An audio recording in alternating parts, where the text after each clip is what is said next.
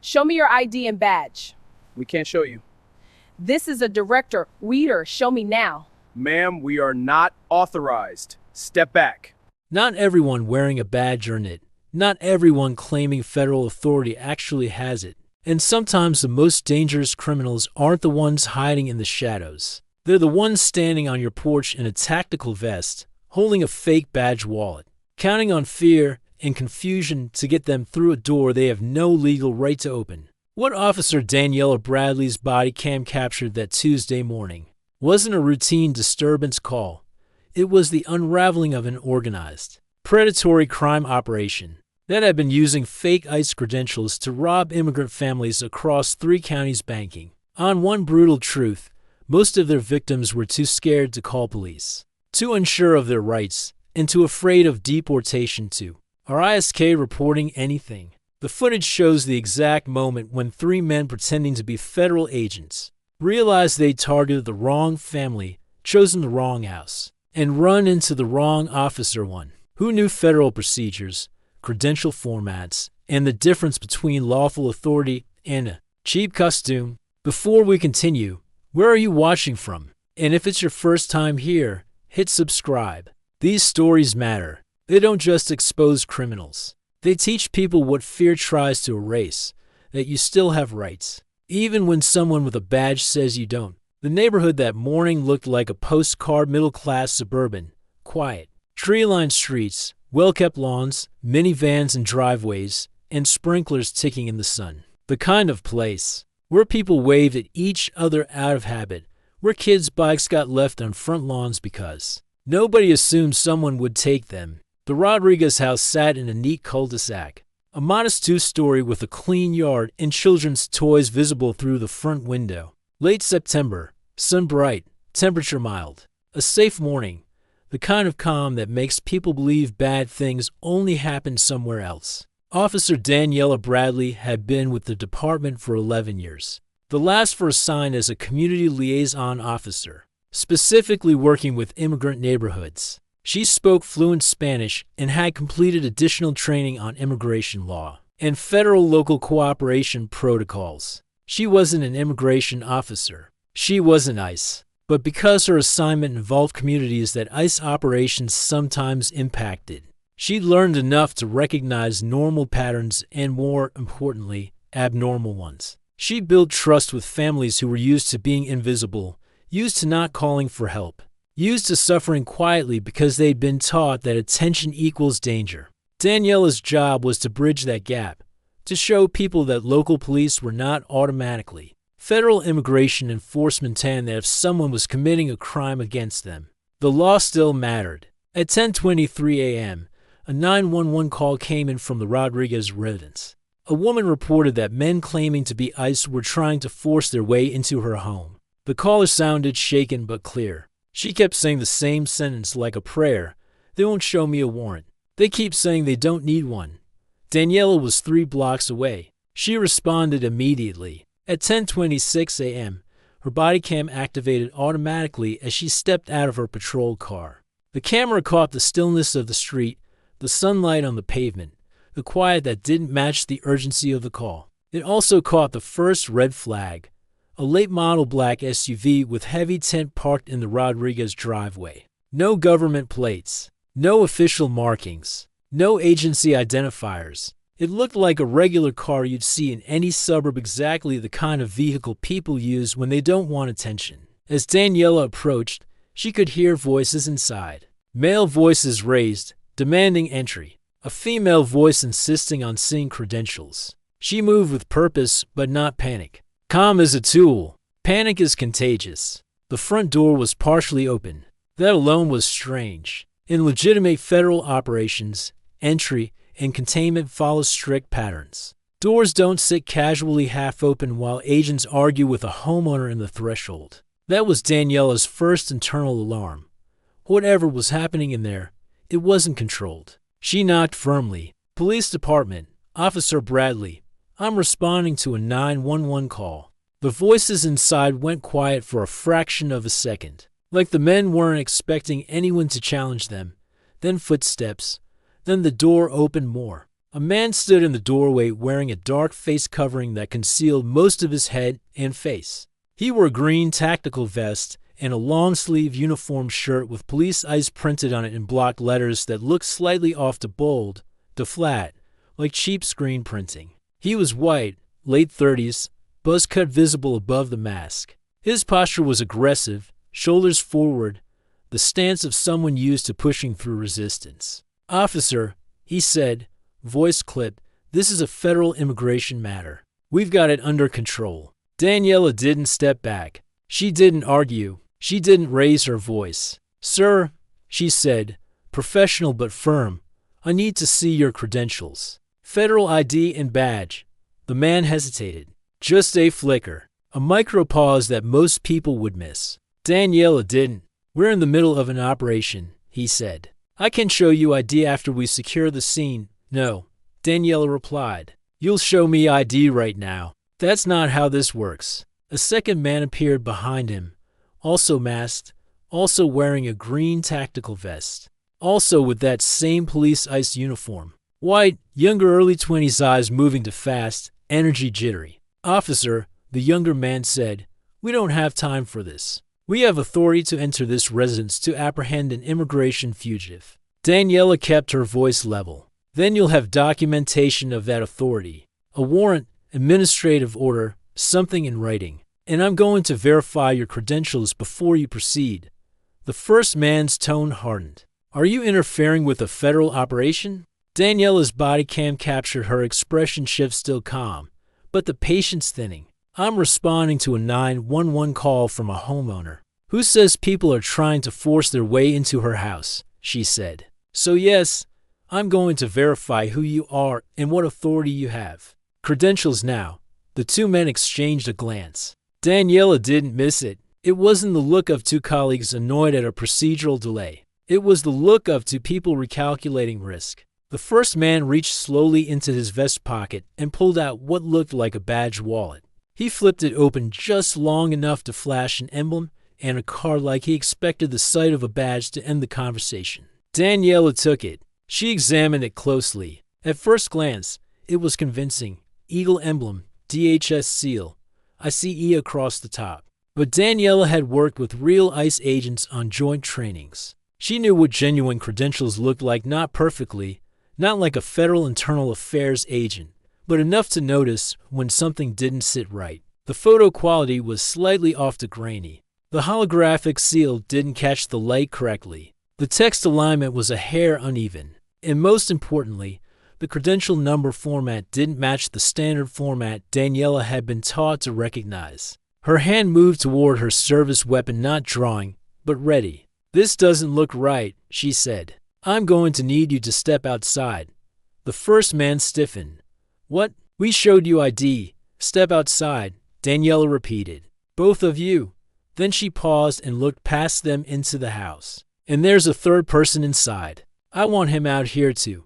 The first man's confidence shifted. The aggressive posture softened into calculation. His voice dropped slightly. "Officer, I don't know what you think you're seeing, but third person inside," Daniela called loudly into the house. "Come out with your hands visible." "Police." For a second, nothing happened. Then a third man emerged. Same mask, same vest, same police ice uniform. Latino male, older, late 40s, heavier build. Eyes narrowed, like he knew exactly what this was and didn't like how quickly it had turned. All three stood on the porch. Behind them, inside the living room, Mrs. Rodriguez stood with her phone in her hand, frozen in a mix of relief and confusion. Daniela angled her body so she could see both the family and the suspects. "Ma'am," Daniela called. "Are you okay?" "Yes, Mrs. Rodriguez said. "They tried to come in. They said they were ICE. They said they needed to search my house. I asked for a warrant, and they said they didn't need one." Daniela keyed her radio. "Dispatch, I need backup to my location. 3 individuals claiming to be federal agents. Credentials appear fraudulent. Attempted illegal entry into a residence." The first man scoffed loudly, like he was trying to regain control through volume. "This is ridiculous. We're legitimate ICE agents conducting—" "You're what?" Daniela cut in, sharper now. "Because I've worked with actual ICE agents. I've been through joint training. I know what their credentials look like, and I know what their procedures are. And nothing about this matches protocol. She gestured toward the SUV, toward the masks, toward the cheap print on their shirts. So we're going to wait right here for my supervisor, and if you're legitimate, you won't have any problem with that. The younger man shifted his weight. Daniela saw it instantly, the body language of someone preparing to bolt. A quick scan of escape routes. A glance toward the driveway. Daniela's hand moved back toward her weapon. Don't, she said quietly. Hands where I can see them. All three of you. 90 seconds later, 2 additional patrol units arrived, lights flashing. Body cams recording from multiple angles. The 3 men were separated on the porch, each watched by an officer. The scene tightened, the confidence drained out of the suspects like water out of a cracked bucket. Daniela entered the Rodriguez home to check on the family. Her body cam capturing the inside, a normal living room. Family photos. Children's backpacks by the door. A comfortable couch with folded blankets. No signs of any law enforcement operation. No posted warrant. No official documentation. Just a family standing in their own house like they'd been invaded. Mrs. Rodriguez, Daniela asked in Spanish, voice softer. Tell me exactly what happened. The woman's hands trembled as she spoke. They knocked about 10 minutes before I called, she said. 3 men wearing masks and green vests. They said they were ICE. They showed me a paper with a name I didn't recognize. I said that person doesn't live here. They asked me for my ID, my husband's ID, our documents. They said they needed to search anyway. She swallowed hard. I asked for a warrant. They said they didn't need one. I said they couldn't come in without one. Then, they tried to push past me. Daniela's chest tightened.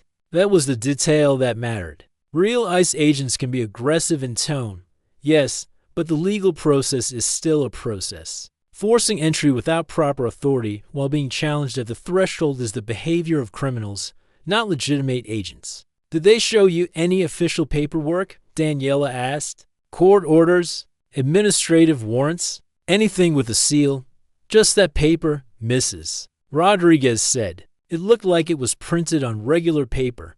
Daniela photographed the document. It was sloppy. Poor formatting. Generic language. No credible court header. No embedded seal. It looked like something printed at home. Back outside, Daniela's supervisor arrived, Sergeant Linda Morrison. 20-year veteran.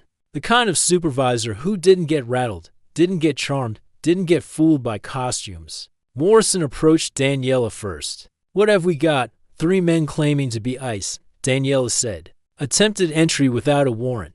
Credentials look fake. Homeowner refused entry and called 911. Morrison examined the badge wallets officers had collected from the suspects. She didn't even pretend to consider them. These are garbage, Morrison muttered. Serial numbers don't follow DHS format. The holograms are printed, not embedded. She looked up at the suspects. Run their names. One officer ran the names through the system while Morrison kept eyes on the men. The results returned fast. None of them were federal agents. All 3 had criminal histories. The first man, who claimed to be Thomas Diaz, was Thomas Diaz fraud and identity theft. The younger man, James Wu, had priors for burglary. The older Latino man, Rafael Santos, had convictions for robbery and impersonating an officer. When confronted with their real identities, their stories started to crack under pressure. We were just trying to serve a warrant, Diaz tried, voice suddenly less aggressive, more pleading. A warrant for who? Morrison asked. For what? Issued by what court? Show it. Diaz stared ahead, silent. Morrison stepped closer. Here's what I think happened, she said. You 3 have been running a scam, dressing up like ICE, targeting immigrant families who are scared of deportation, using fear to get inside homes and rob them. How many houses have you hit? Silence. But Diaz's eyes betrayed him. The older man's jaw clenched. The younger one looked like he wanted to disappear. 30 minutes later, the police department reached ICE through official channels to verify whether any legitimate operations were happening in the area. A real ICE supervisor arrived, Special Agent in Charge Victor Mendoza. He took one look at the fake badges and shook his head. These are props, Mendoza said. Bad ones. No ICE operation was authorized in this neighborhood today or any day this month. He turned slightly toward the body cams, making sure it was recorded clearly. I want to be clear for the record, he said. These individuals have no affiliation with immigration and customs enforcement. They are impersonating federal officers, which is a federal felony. ICE will fully cooperate with local law enforcement in prosecuting this case, and we'll conduct our own investigation to determine whether other families have been victimized. The 3 men were arrested on multiple charges, impersonating federal officers, attempted burglary, fraud, criminal trespassing, conspiracy. Their black SUV was impounded and searched. What investigators found in the trunk changed the case from one attempted entry to organized predation, more green tactical vests, more masks, more police ICE uniforms, multiple fake badges, zip ties, a stack of printed papers, fake detainers, fake notices, a notebook with addresses, and cash and jewelry that didn't belong to them. The evidence was so blatant it looked like they'd packed a crime scene kit. Detectives opened a larger investigation. What they uncovered was worse than anyone expected. Over 6 months, Diaz, Wu, and Santos had hit 17 different homes across 3 counties. They stole more than $100,000 in cash, jewelry, and electronics, mostly from families who never reported the robberies because the men didn't just steal. They threatened. They weaponized fear of deportation as a gag order. They targeted neighborhoods with high immigrant populations. They watched houses during weekday mornings when men were typically at work. They chose homes where women might be alone with children. They approached wearing masks and vests, claimed to be ICE, and used a common tactic, present a generic name on a paper, and insist they had authority to search. Most families let them in, not because they believed them completely, because the risk of resisting felt worse than the risk of complying. Once inside, the search would become demands. Where do you keep your money? Where's your jewelry? Any passports? If the family hesitated, the men would threaten deportation, threaten to call the office, threaten to take children, threaten to return with real agents. They didn't need guns to be violent. Fear did the violence for them. The Rodriguez case was different for one reason, Mrs. Rodriguez didn't freeze. She didn't submit. She called 911. Later, detectives learned why. 6 months earlier, she attended a Know Your Rights workshop at her church, led by an immigrant advocacy organization. They taught people what lawful entry requires, what paperwork should look like, and what to do when someone tries to force their way in using authority. They told them, you can ask for a warrant. You can ask to see credentials. You can refuse entry without proper documentation. You can call police to verify identity. And crucially, if someone gets aggressive and refuses verification, that's a red flag. When the 3 men got angry at her questions, when they tried to push past her, Mrs. Rodriguez recognized the pattern. Something wasn't right, and she trusted that instinct.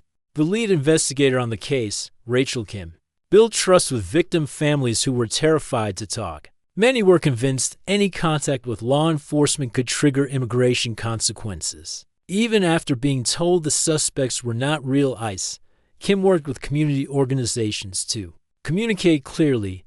These men were criminals, not agents, and reporting them was about safety, not immigration enforcement. Kim's team traced the equipment purchases. Diaz had bought the tactical vests and police ICE uniforms from an online vendor that catered to security companies and film productions. Cheap enough to buy in bulk, convincing enough to scare vulnerable families. For less than a few $100, they built a costume that could net thousands in stolen property. They traced the stolen jewelry through pawn shops. They traced cash deposits through bank records that matched robbery dates. They pulled cell phone location records, placing all 3 men in the vicinity of multiple robberies. And the most damning piece, a notebook recovered from Santos's apartment containing addresses, notes, and dollar amounts. Some entries had words like scared, easy, refused, moved on. Predators keep score. 8 months later, the case went to trial. The prosecution's primary evidence wasn't just the physical items.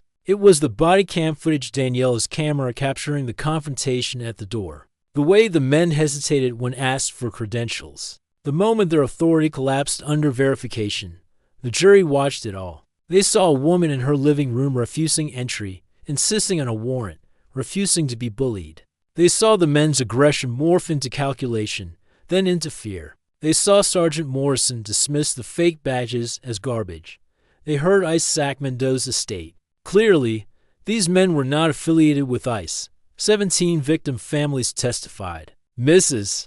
Rodriguez testified about the terror of having masked men try to push into her home while her teenage daughter stood behind her. She described the split-second choice, comply and pray or call 911 and risk attention. She described the relief when Officer Daniela Bradley arrived and didn't just defer to the federal label she verified. An older woman named Esperanza Gomez testified through tears about her wedding ring, her only keepsake from her deceased husband, being taken while her grandchildren watched. They told me if I called police, my grandchildren would be taken from me and sent back to El Salvador, she said, voice shaking. My grandchildren were born here.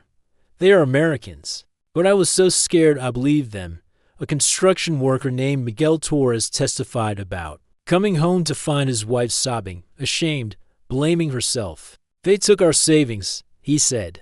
Money we were saving to buy a used car. My wife thought she did something wrong by letting them in. I told her she did nothing wrong. They wore masks and vests and uniforms. They looked official. They used our fear against us. The defense tried to minimize the harm. They argued the robberies were nonviolent. They insisted no one was physically assaulted. They tried to frame it as desperate men trying to make money. The prosecution crushed that argument. They explained that psychological terror is violence, that forcing entry through intimidation is assault, that preying on vulnerable communities and weaponizing fear is predatory harm. They argued these weren't random thefts, they were targeted, calculated, and sustained. The evidence was overwhelming: fake credentials, equipment, lists of addresses, stolen property, witness testimony, body cam footage. The jury deliberated 6 hours. When they returned, the verdict was unanimous on all counts for all three defendants, guilty. At sentencing, Judge Melissa Jangstern, 20 years on the bench, heard victim impact statements from families describing fear that lingered long after property was gone. People who stopped answering doors, people who jumped at knocks, people whose children had nightmares about masked men in green vests. One woman testified about money she saved to bring her mother legally, stolen in minutes. I came to this country for safety, she said. I work hard. I pay taxes. I follow laws. And these men came into my house pretending to be government and stole the money. I was saving to bring my mother here legally. Judge Zhang's statement went into the record. The defendants exploited the most vulnerable members of our community. They weaponized fear of immigration enforcement to commit robbery. They traumatized families in their own homes. They impersonated federal officers, undermining trust in legitimate law enforcement. Their actions were calculated, predatory, and sustained over months. The sentence must reflect the severity of these crimes and the number of victims harmed. Thomas Diaz, 7 years in federal prison. James Wu, 7 years. Rafael Santos, 7 years. Restitution totaling to $100. Zero to victims, though everyone understood most families would never fully recover financially. Restitution orders don't create money. They create accountability on paper. After sentencing, Officer Daniela Bradley attended the hearing quietly. She didn't seek attention. She didn't see herself as the hero. She saw herself as someone who did the job the way it should be done. Verify, protect, document. Outside the courtroom, Mrs. Rodriguez approached Daniela with her husband and daughter. Thank you, she said in Spanish. Thank you for checking. Thank you for not believing them just because they had vests and badges. Daniela responded in Spanish. Simple. That's the job. I'm sorry it took so long for someone to catch them. You caught them, Mrs. Rodriguez said. Because I called, and you came, and you cared enough to verify. That matters. The case became a training example. Daniela's body cam footage was used to teach officers what fraudulent credentials can look like, how scammers mimic federal authority, and why it's critical not to defer blindly to anyone who claims federal. ICE used the case to issue warnings through community partners. Real agents follow specific protocols, carry genuine credentials, and in most circumstances need warrants. or court orders for home entry, people have the right to ask for documentation and the right to verify identity through official channels. The Rodriguez family installed additional security cameras and a video doorbell after the incident. They stayed in the same house. The living room where it happened looks ordinary now. Family photos, couch, backpacks by the door. Nothing to indicate it was once the stage for a confrontation between a real cop and fake federal agents. But they remember. Every knock carries an echo. Every vest on TV is a reminder. Their daughter Maria told investigators she wanted to become a police officer one day, inspired by the difference between intimidation and protection, between costume authority and real accountability.